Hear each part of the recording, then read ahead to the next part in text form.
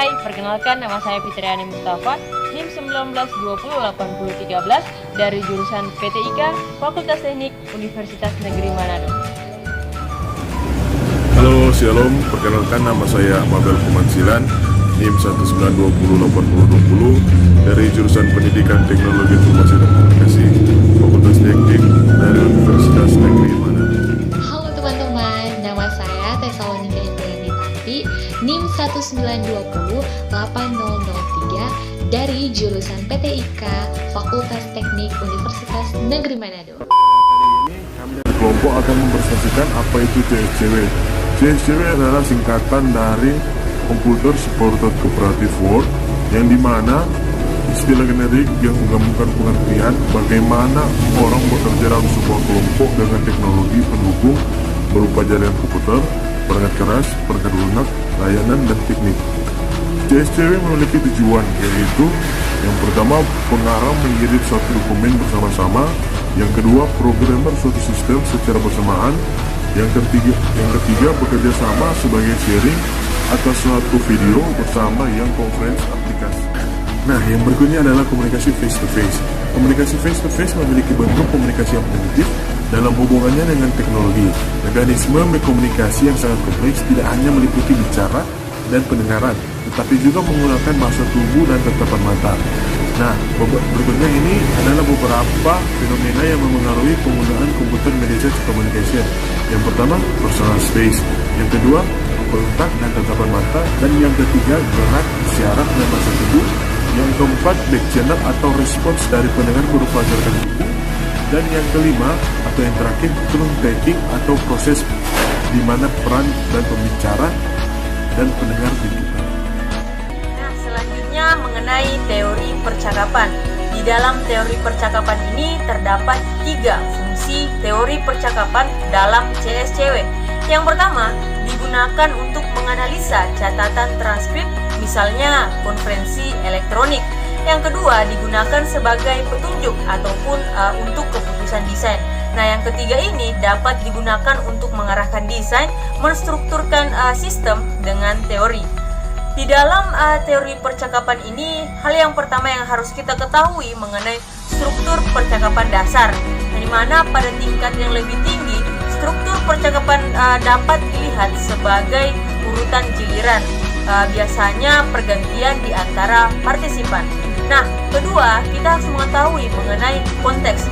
Adapun konteks yang ada di dalam teori percakapan ini terbagi atas 2, yakni konteks internal dan konteks eksternal. Konteks internal tergantung pada ucapan sebelumnya, dan sedangkan konteks eksternal ini tergantung pada lingkungannya. Nah, yang ketiga itu mengenai breakdown. Breakdown ini adalah komunikasi terjadi apabila terdapat perbedaan fokus dan dari pembicara ke pendengar. Nah, kemudian yang keempat yaitu speech edge theory, di mana merupakan suatu analisis yang detail dari struktur percakapan yang biasanya digunakan untuk memberikan petunjuk dalam perancangan koordinator. Materi selanjutnya yaitu mengenai komunikasi berbasis teks. Komunikasi berbasis teks ini dalam sistem groupware seperti tiruan dari percakapan, sehingga terdapat beberapa masalah dalam menghadapi antara 2 media. Ada 4 tipe komunikasi tekstual dalam groupware. Yang pertama itu discrete, yaitu pesan tekstual dalam groupware. Yang kedua itu linear, yakni pesan partisipan ditambahkan pada akhir dari catatan tunggal. Nah, yang ketiga yaitu non-linear, yakni saat pesan dihubungkan ke yang lainnya dalam model hypertext. Nah, yang keempat itu spatial, yang dimana pesan diatur dalam permukaan 2 dimensi. Nah, berdasarkan semuanya tadi, ada beberapa masalah yang dapat ditimbulkan dalam komunikasi berbasis teks. Yang pertama yaitu back channel. Back channel merupakan kehilangan back channel dan nada suara. Yang kedua yaitu grounding constraint, adalah sifat dari channel di mana para pembicara berkomunikasi. Nah, yang ketiga yaitu turn taking. Tidak adanya back channel menimbulkan kesulitan bagi pendengar untuk menginstruksi percakapan. Yang keempat yaitu konteks, hilangnya back channel dan memungkinkan giliran yang overlapping.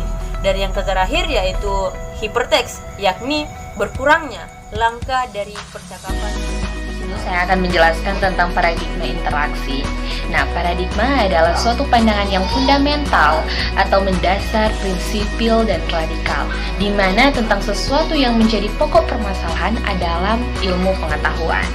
Nah, kalau interaksi ini merupakan suatu jenis tindakan yang terjadi ketika dua atau lebih objek memiliki efek satu sama lain. Nah, sistem yang interaktif memungkinkan pengguna untuk mencapai suatu tujuan tertentu dalam suatu domain aplikasi. Nah, sistem interaksi ini harus dapat didayagunakan untuk meningkatkan keberhasilan dari suatu aplikasi. Ada beberapa jenis paradigma interaksi. Nah, yang pertama adalah Computer Support Cooperative Work. Nah, Computer Support Cooperative Work ini adalah salah satu yang termasuk dalam jenis-jenis paradigma. Nah, Computer Support Cooperative Work adalah perkembangan jaringan komputer yang memungkinkan terjadinya komunikasi antara beberapa mesin atau komputer personal yang terpisah dalam satu kesatuan grup. Selanjutnya, yang kedua ada time sharing, yaitu satu komputer yang mampu mendukung atau dapat digunakan oleh banyak user. Yang ketiga adalah video display units, yaitu dapat memvisualisasikan dan memanipulasi informasi yang sama dalam representasi yang berbeda.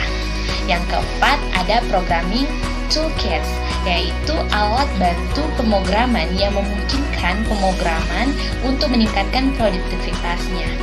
Dan yang kelima ada personal computing, di mana mesin berukuran kecil yang powerful yang dirancang untuk pengguna tunggal.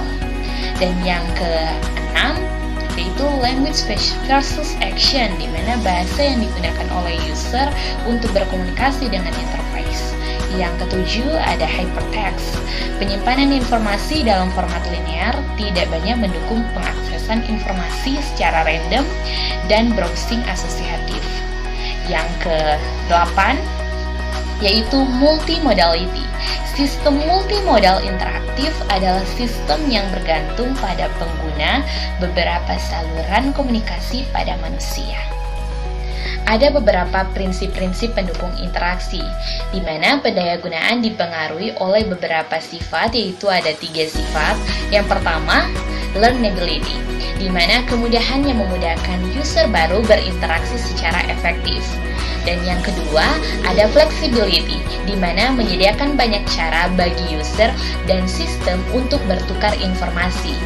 Yang ketiga, robustness, di mana tingkat dukungan yang diberikan agar user dapat menentukan keberhasilan ataupun tujuan yang setelah dipaparkan di awal hingga akhir mengenai materi-materi CSCW ini, di sini selanjutnya mengenai apa penerapan CSCW.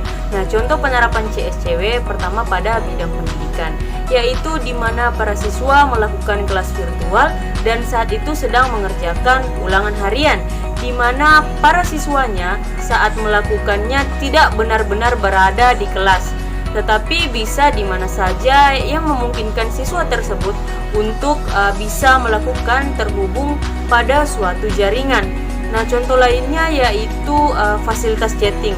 Fasilitas chatting ini di mana seseorang bisa berdiskusi melalui antar muka teks tanpa harus bertatap muka secara langsung.